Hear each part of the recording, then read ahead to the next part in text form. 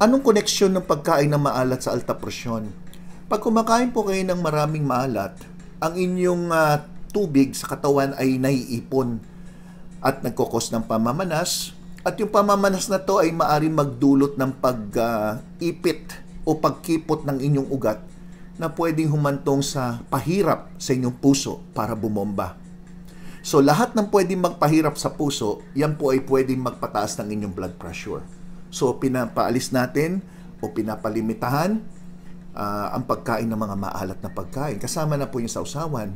Karamihan pa naman ng kilala kong Pinoy, pag nakakasabay ko sa kainan, mapapansin mo, ubos na yung ulam, pag may natirang sausawan, iniinom pa nila, nangihinayang. So, wag na po natin gawin yan. At kung maaari, alisin na po yung mga toyo, patis, yung mga iba na mga seasoning na hinahalo nyo pa na pigilan nyo sarili nyo, lalo